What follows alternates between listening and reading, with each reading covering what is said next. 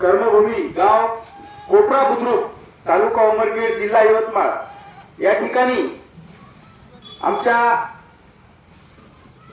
महिला भगिनी आणि ज्येष्ठ तरुण मंडळींनी डॉक्टर बाबासाहेब आंबेडकरांची जयंतीचं आयोजन केलेलं आहे।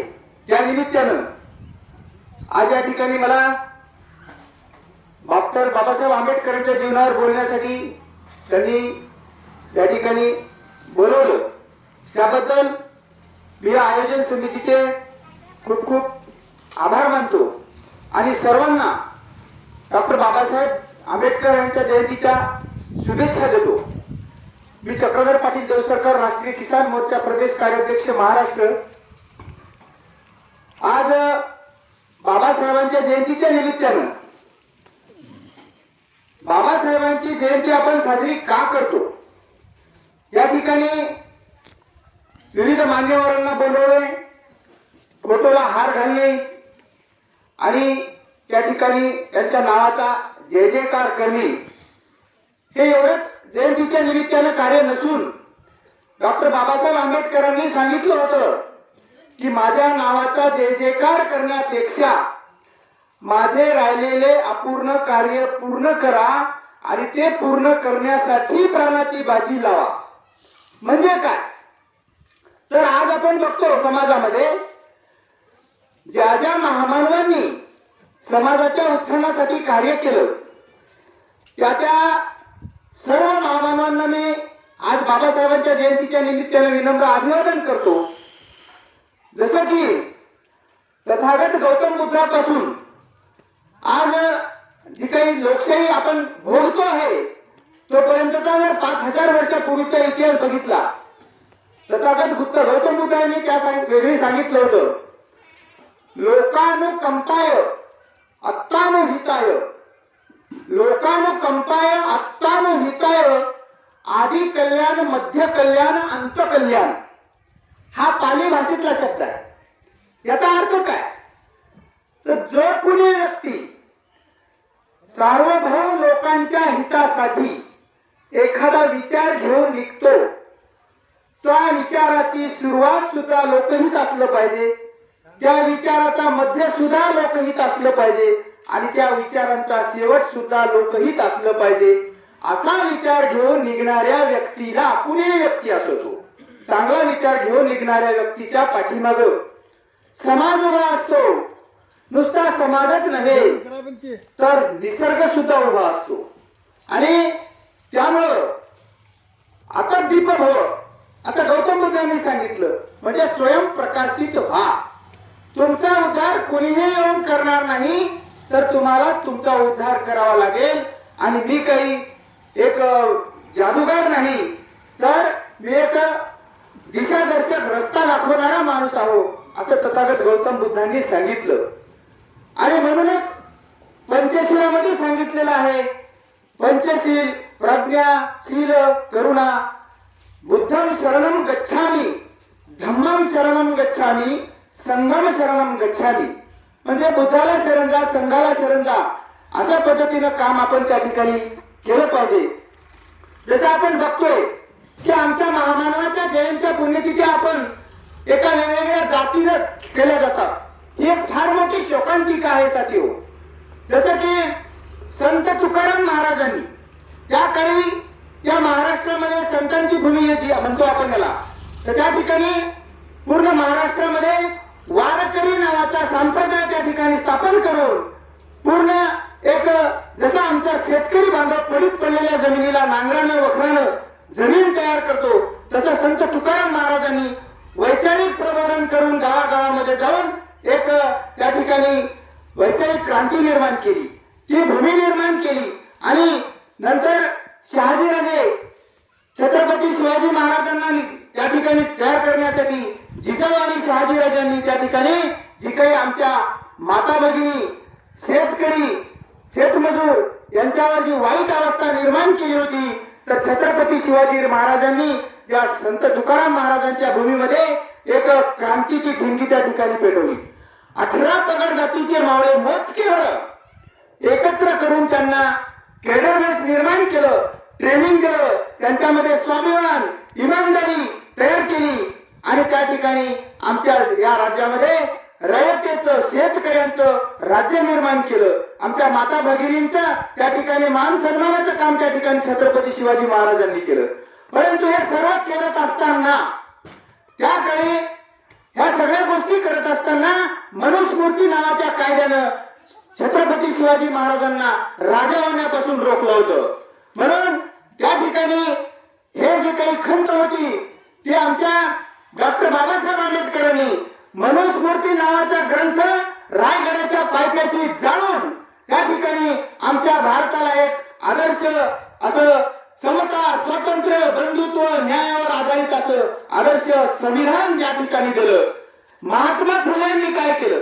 ज्या महात्मा फुलेंनी त्या ठिकाणी छत्रपती शिवाजी महाराजांची जयंती शोधून काढली आणि छत्रपती शिवाजी महाराजांची जयंती त्यांनी म्हणजे कुळवाडी भूषण ही पदवी छत्रपती शिवाजी महाराजांना दिली. त्यांनी शेतकऱ्यांचा आसूड यामधून शेतकऱ्यांच्या व्यथा मांडल्या आणि शेतकऱ्यांचा राजा म्हणून छत्रपती शिवाजी महाराजांना त्यांनी एक दिवस नव्हे तर छत्रपती शिवाजी राजांची जयंती प्रत्येक बहुजन समाजानं घरामध्ये आपल्या 10 दिवस साजरी केली पाहिजे हे त्या ठिकाणी सांगितलं आणि ती सुरू सुद्धा केली होती. सांगण्याचं तात्पर्य काय? आपण जर बघितलं आज समाजाची अवस्था भयावह झालेली आहे. लोकांनी आमच्या या प्रस्थापितांनी जे काही त्या बहुजन समाजाला 18 पगड जातीला ज्या महामानवांनी एकत्र बांधलं होतं, परंतु या मनुस्मृतीच्या लोकांनी त्या काळात जी परिस्थिती निर्माण केली होती स्वातंत्र्याच्या 75 वर्षानंतर सुद्धा काँग्रेस बीजेपी काँग्रेस यांच्या प्रस्थापित लोकांनी आमच्या सर्व 18 पगड जातीच्या बहुजन समाजाला पुन्हा तोडण्याचं काम सुरू केलेलं आहे. आणि लोकशाहीमध्ये सुद्धा आमच्या मतदानाचा जो काही अधिकार आहे, मताधिकार म्हणतो आपण त्याला, मतदान म्हणजे काय आणि मताधिकार म्हणजे काय हे तुम्हाला मी या ठिकाणी जयंतीच्या निमित्तानं सांगतो. जसं की आम्ही या घरामध्ये राहत असतो, गावामध्ये एखादा भिकारी आमच्या घरी जागावर भाकर मागायला येतो, अन्न मागायला येतो, त्याला आपण दान देऊन टाकतो. दान देत असताना आपण त्याच्याकडून काही अपेक्षा करतो का? मुळीच अपेक्षा करत नाही. आपण त्याचं पोट भरावं, तो आला भिकारी म्हणून त्याला दान देऊन टाकतो. परंतु आम्हाला जो बाबासाहेबांनी मताधिकार दिला त्याला सुद्धा आम्ही मतदान करून टाकलं. इथे आमची फसगत झाली बघा. जसं की एखाद्या भिकाऱ्याला तुम्ही एखादी भाकर दान देऊन टाकली, 2 रुपये 10 रुपये दान देऊन टाकली की तुम्ही अपेक्षा करत ना, तसंच तुमच्या दारावर जो कोणी त्या ठिकाणी मतदान रूपी मागणारा भिकारी येतो त्याला तुम्ही मतदान देऊ नका, तर तुम्ही तुमच्या मताचा अधिकार बजावला पाहिजे. त्या ठिकाणी हा मताचा अधिकार बजावण्यासाठी डॉक्टर बाबासाहेब आंबेडकरांना किती कष्ट घ्यावे लागले संविधान सभेमध्ये हे आपल्या समाजाला माहित असलं पाहिजे. इतिहासाला समोरून वर्तमानाचं वास्तव जाणलं तरच भविष्याचा वेध घेता येतो. मित्रांनो, आपल्याला आपण इतिहास विसरलो आमच्या महामानवाचा. बाबासाहेबांना जातीत वाटलं, छत्रपतींना वाटलं, महात्मा फुलेंना वाटलं, म्हणून आपण त्याचे एक संक्षिप्त झालो. आपण त्याची व्यापक कल्पना जर बघितली तर डॉक्टर बाबासाहेब आंबेडकरांनी संविधान सभेमध्ये हा मताधिकार देण्यासाठी किती कष्ट घ्यावे लागले याचं उदाहरण तुम्हाला मी सांगतो. त्या ठिकाणी सर्व या देशामध्ये भांडवलशाही होती. भांडवलदाराकडे भरपूर सत्ता होती, पैसा होता, प्रॉपर्टी होती, परंतु हा आमचा 18 पगड जाती मधला जे समाज आहे त्यांच्याकडे 2 वेळचं खाण्यासाठी अन्न नव्हता किंवा अंगावर कपडा सुद्धा नव्हता. मग बाबासाहेबांचं मत झालं की एवढ्या कष्टाने मी हे संविधान तयार केलं आणि याच्यामध्ये काय सांगितलं, समता स्वातंत्र्य न्याय आणि बंधुता सर्वांना मिळाली पाहिजे. आणि तो जो मताधिकार द्यायचा तो कोणाला द्यायचा? समरच्या समितीचं म्हणणं होतं, त्या ठिकाणी जी लोक होती त्यांचं म्हणणं होतं की ज्यांच्याकडे प्रॉपर्टी आहे त्यांना द्या, ज्यांच्याकडे पैसा आहे त्यांना द्या. परंतु बाबासाहेब एका गोष्टीवर अडून बसले की नाही नाही नाही, मी ज्यांच्यासाठी भलं करणार आहोत त्या ठिकाणी या देशामध्ये त्यांनी जे एससी एसटी ओबीसी मायनॉरिटी प्रवर्ग निर्माण केले होते. 52% ओबीसी या देशामध्ये राहतो. हा म्हणजे मोठा भाऊ आहे बहुजन समाजाचा. या 52% लोक, त्याच्यानंतर 13% एससी लोक आहेत, 7.5% एसटी लोक आहेत, असे सगळे मिळून आमचे 85% लोक आहेत आणि उरलेले जे 15% लोक आहेत या सर्वांना 100% लोकांना रिप्रेझेंटेशन झालं पाहिजे या संविधानाच्या माध्यमातून. म्हणून त्यांनी काय केलं तर त्या काळी वय वर्ष 21 वर्षाच्या नागरिकाला त्या ठिकाणी मतदानाचा नाही तर मताधिकार दिला. हे मतदान आणि मताधिकार हे पहिल्यांदा आपण समजून घेतलं पाहिजे. मताधिकार दिला 21 वर्ष वर्ष असलेल्या भारतीय नागरिकाला, तो कोणत्याही जातीचा असो कोणत्याही धर्माचा असो, गरीब असो की श्रीमंत असो, त्याच्याकडे प्रॉपर्टी असो या नसो, त्याला त्यांनी मताधिकार मिळवून दिला होता. आणि त्या मताधिकाराच्या माध्यमातून या दर 5 वर्षांनी लोकशाहीचा जो उत्सव निर्माण होत असतो या संविधानाच्या माध्यमातून या ठिकाणी आणि आमचा गावाचा सरपंच असेल, गावाचा त्या ठिकाणी सदस्य असेल, पंचायत समिती जिल्हा परिषदचा सदस्य असेल, आमचा आमदार असेल, आमचा खासदार असेल, आमचा पंतप्रधान असेल, हे निवडण्याचा मताधिकार तुम्हाला आम्हाला दिलेला आहे.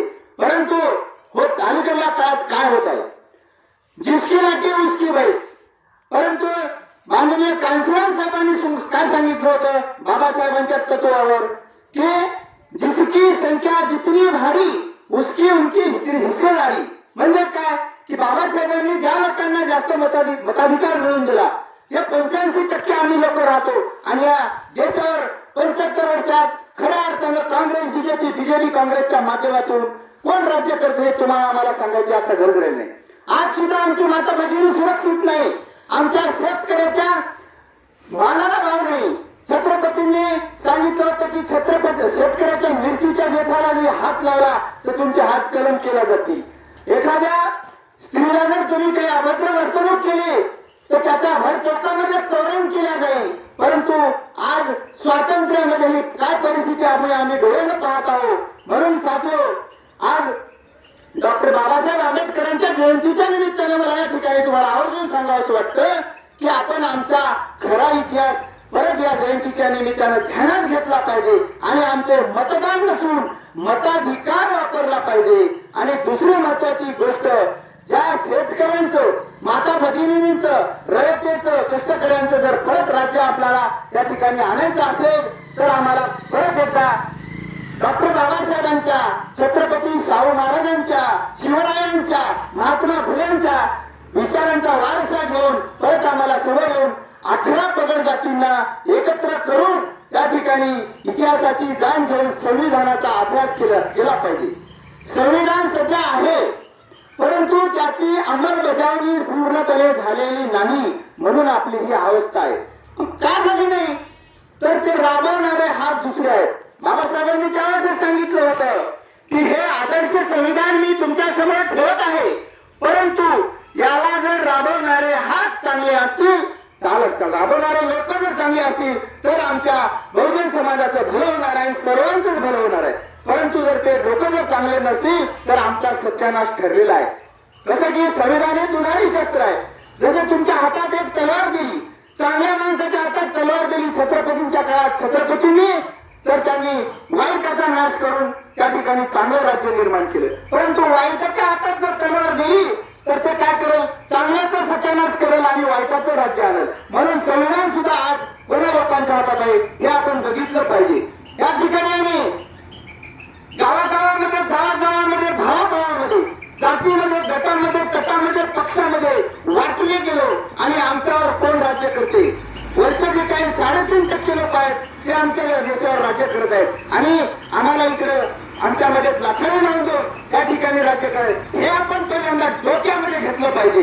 आणि आमच्या बाबासाहेबांची जयंती असेल, छत्रपती शिवाजी महाराजांची असेल, महात्मा फुलेंची असेल, शाहू महाराजांची असेल, जयंती हा विषय काही डोक्यावर घेऊन नाचण्याचा नाही तर त्यांना त्यांचे खरे विचार डोक्यामध्ये घेऊन ते कृती आणि आचरणामध्ये आणण्याचा विषय आहे. साथियो, येणाऱ्या काळामध्ये तुमच्या शाळा बंद करण्यात चालू आहे, तुमचे हक्काधिकार काढून घेतला चालू आहे, तुमच्या जे काही मूलभूत गरजा आहेत अन्न वस्त्र निवारा शिक्षण ह्या सुद्धा तुमच्यापासून घेतल्या जात आहेत.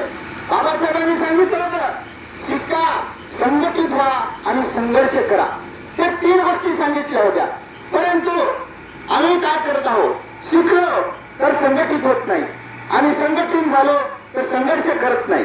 मग काय झालं की या 3 पैकी एक गोष्ट जरी तुमची बाजूला गेली तरी तुमच्या त्या लढ्याला कुठलाही अर्थ शिल्लक राहणार नाही. म्हणून आम्हाला अभ्यास पूर्ण पद्धतीने शिकावं लागेल, संघटित व्हावं लागेल आणि संघर्ष करावा लागेल आणि संविधानाचा अभ्यास करावा लागेल. आम्ही जाती जातीमध्ये धर्मामध्ये गटागटामध्ये वाटलेले आहोत. म्हणून आम्हाला त्या संविधानाच्या कलमा काय आहेत किती लोकांना माहिती आहे तिथं बसलेल्या. तुमचे हक्क अधिकारच तुम्हाला माहित नाही. नागरिकाला त्यांचे हक्क अधिकार माहित नाहीत. लोकप्रतिनिधीला बरेचशा त्यांचे हक्क अधिकार माहित नाहीत. प्रशासनातल्या अधिकाऱ्यांना सुद्धा त्यांचे हक्क अधिकार माहित नाहीत. याच्यामुळे आमची वाईट अवस्था या ठिकाणी संविधान असून सुद्धा निर्माण झालेली आहे. मग आम्ही संविधान फलाने असं केलं तसं केलं म्हणतो. अरे बाबांनो, 52% अधिकार आमच्या ओबीसी समाजाला बाबासाहेबांनी त्या ठिकाणी दिला, परंतु तो आम्हाला कळला पाहिजे आणि बाकीच्या सर्वच जातींना धर्मांना दिलेला आहे. इथं कोणालाही वंचित ठेवलेलं नाही, परंतु त्याचं 100% रिप्रेझेंटेशन आम्ही त्या ठिकाणी करू शकलो नाही, आमची व्यवस्था करू शकली नाही. म्हणून तुम्हाला सांगू इच्छितो मी, आम्ही आज बाबासाहेबांना सांगितल्याप्रमाणे शिक्षण हे वाघिणीचे दूध आहे, जो तो प्याला तर गुरगुरल्याशिवाय राहणार नाही हे सांगितलं. हे एवढं लक्षात घेतलं आता हळूहळू. आणि या 15 ते 20 वर्षामध्ये आमचा शेतकरी असेल, आमचा मजूर असेल, आमचा रिक्षावाला असेल, आमचा कुठला व्यापारी असेल, व्यावसायिक असेल, सर्वजण आम्ही आमच्या लेकराला शिकवायला चाललो. गाडगे बाबांनी सुद्धा सांगितलं होतं की माय बाप हो, घरचं खाण्याचं ताट म्हणा, पण आमच्या लेकराला शाळा शिकवा. हे आम्हाला सगळं मित्रांनो, परंतु आम्ही आमचे लाखो रुपये खर्चून लेकरं शिकवायला लागलो की या मनुवादी व्यवस्थेनं संविधान असून सुद्धा आमच्या नोकऱ्या खतम करण्याचा कार्यक्रम चालू केला आहे. आज आमच्या गावामध्ये जरी विचार केला तर अनेक मंडळींनी वेगवेगळे कामावर कष्ट करून, शेतामध्ये मेहनत करून, रोजमजुरी करून त्या ठिकाणी लेकराला शिकवलं, परंतु शिक्षित बेकारी या ठिकाणी निर्माण झालेली आहे.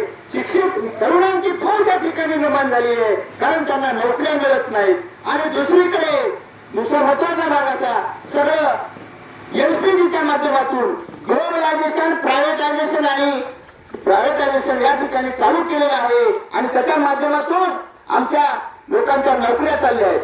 एलपीजीचा कायदा आणला त्या ठिकाणी, सेसचा कायदा आणला त्या ठिकाणी. आमचा बहुजन समाज हा बहुशा प्रामुख्याने शेती करतो आणि भारत हा कृषी प्रधान देश आम्ही मानतो.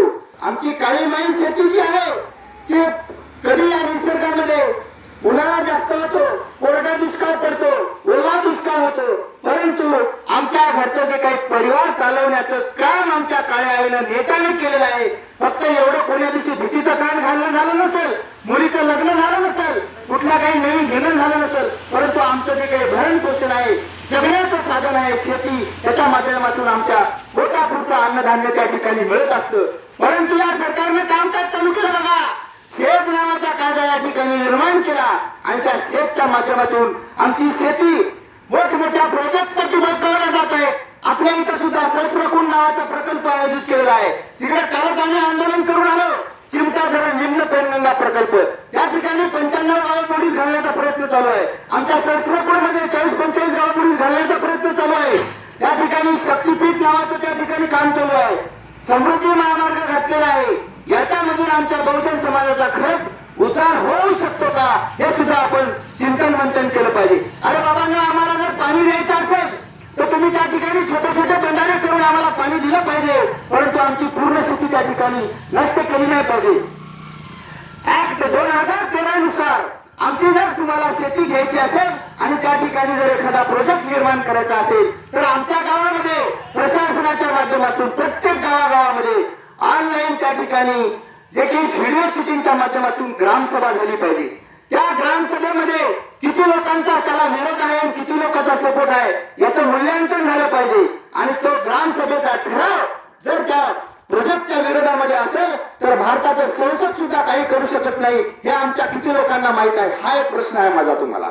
तर त्या माध्यमातून जसं की त्यांनी जे काही निर्माण केलं तर त्या गावाचं पुनर्वसन SIA रिपोर्ट म्हणजे सोशल इम्पॅक्ट असेसमेंट असा जो रिपोर्ट असतो, LARR रिपोर्ट असतो आणि DPR रिपोर्ट असतो, या 3 रिपोर्टची माहिती गावागावामध्ये प्रशासनानं संविधानाच्या कायद्यानुसार तुम्हाला दिली पाहिजे. आणि जसाला तसं इथलं एखादं घर असेल, परिवार असेल, त्याच्या घरामध्ये किती लोक राहतात, त्यांचं जीवनमान कसं आहे जगण्याचं, त्याचं घर कोणत्या क्वालिटीचं आहे, RCC आहे की कच्चं आहे, अशी सगळी व्यवस्था त्यांनी दुसऱ्या बाजूला करून दिली पाहिजे। त्या ठिकाणी शाळा, आरोग्य, लाईट, पाणी, रस्ते सगळ्या सुविधा त्या ठिकाणी करून दिल्या पाहिजे, तरच तुम्हाला त्या ठिकाणी भारतीय संविधानाच्या नुसार काम करता येते। परंतु ही सगळी हुकुमशाही चालून आमच्यावर ह्या गोष्टी लादल्या चालल्या आणि ह्या का लादल्या चालल्या तर आम्ही सजग नाही, आम्हाला संविधान माहित नाही, आम्हाला त्याच्यातले कलम माहित नाहीत, आम्हाला त्याच्यातले हक्क अधिकार माहित नाहीत, म्हणून ह्या सगळ्या गोष्टी होत आहेत। पोलिसी धाक वापरून, प्रशासनाच्या माध्यमातून, लीडर लोकांच्या माध्यमातून आमच्यावर सगळ्या गोष्टी थोपवल्या जातात। जे जनता मागत आहे ते मिळत नाही आणि नको ते तुमच्यावर थोपले जाते आणि तुमच्या पिढ्याचा पुढे सत्यानाश करण्याचा कार्यक्रम या ठिकाणी चालू आहे। म्हणून माझं सर्वांना एकच म्हणणं आहे, आज डॉक्टर बाबासाहेब आंबेडकरांच्या जयंतीच्या निमित्तानं नुसती जयंती साजरी न करता आम्ही त्या संविधानाच्या कलमावर गेलो पाहिजे आणि आमचे शिकलेले नवतरुण आहेत त्यांनी काय केलं पाहिजे। शिकून तुम्ही आता सुशिक्षित बेकार झाले असतील, आधी अशिक्षित बेकार होते, तर सुशिक्षित बेकारांना नोकऱ्या मिळत नाही, तर त्यांनी आमचं मत आहे की एक राष्ट्रीय किसान मोर्चा नावाचं माननीय वामन मेश्राम साहेबांच्या माध्यमातून बामसेप नावाचं एक संघटन संपूर्ण देशभरामध्ये काम करत आहे। आज ज्या काही प्रमुख पार्ट्या आहेत, 75 वर्षात या देशामध्ये काम करत आहेत, त्या सगळ्या प्रमुख पार्ट्याचे मालक हे आपले लोक नाहीत, बहुजन समाजातले ते सगळे मुठभर लोक आहेत, भांडवलदार लोक आहेत। म्हणून या ठिकाणी विरोधी पार्टी सुद्धा उरलेली नाही। लक्षात घ्या, गंभीरतेचा विषय आहे। आमचे आजोबा पंजोबा सांगायचे की बाबांनो रात्र वैद्याची आहे, परंतु मी तुम्हाला सांगतो रात्रच नाही तर दिवस सुद्धा वैद्याचा आहे। म्हणून आम्ही या राष्ट्रीय किसान मोर्चाच्या नावावर, शेतकऱ्याच्या संघटनाच्या नावावर गावागावामध्ये छत्रपतींच्या ज्या माध्यमातून त्यांनी कार्य केलं होतं की 18 पगड जातीचे इमानदार, बेडर आणि कोणाची चापलुसी न करणारे 10-12 मावळे एकत्र जर आले आणि किसान मोर्चाची शाखा त्या ठिकाणी केली, तुमच्या गावातल्या विजेच्या समस्या, पाण्याच्या समस्या, रस्त्याच्या समस्या, हमी भावाच्या समस्या, आम्ही एवढे काबाड कष्ट करतो आमच्या शेतातला मालाला काय भाव मिळेल म्हणून तो सोयाबीनला, काय भाव मिळेल म्हणून तो विस्तारण हळदीला, ऊसाचे ऊस मिळून टाकला तर त्याचे 4-4 महिने पैसे भेटत नाही। तर मग माझं एक म्हणणं आहे, राष्ट्रीय किसान मोर्चाचा प्रदेश कार्याध्यक्ष या नात्याने आम्ही अहोरात्र रात्रंदिवस फिरत आहोत। पोलीसच्या केसेस आमच्या हातात टाकल्या तरी आम्ही भीत नाही, आम्ही गोळी खायला सुद्धा भीत नाही वेळ पडली तर, कारण बाबासाहेबांनी जे सांगितलं होतं की माझ्या नावाचा जय जयकार करण्यापेक्षा माझे उरलेले कार्य अपूर्ण राहिले ते पूर्ण करण्यासाठी तुमच्या प्राणाची बाजी लावा, हे आम्ही या ठिकाणी जयंतीच्या निमित्तानं खूणगाठ बांधली पाहिजे आणि राष्ट्रीय किसान मोर्चाची शाखा प्रत्येक गावागावामध्ये करून संविधानाच्या माध्यमातून आम्ही हा लढा परत उभा करून आमच्या शेतकऱ्यांचं, आमच्या महिला भगिनींचं, आमच्या विद्यार्थ्यांचं, आमच्या चांगल्या समाजाचं, बहुजनांचं 18 पगड जातीचं राज्य निर्माण करूया। या निमित्तानं सर्वांना परत एकदा भीम जयंतीच्या शुभेच्छा देतो। मला या ठिकाणी बोलवलं त्याबद्दल आयोजकाचे आभार मानतो। धन्यवाद। जय जिजाऊ, जय शिवराय, जय भीम, जय क्रांती, जय बिरसा, जय मूल्यवासी। धन्यवाद।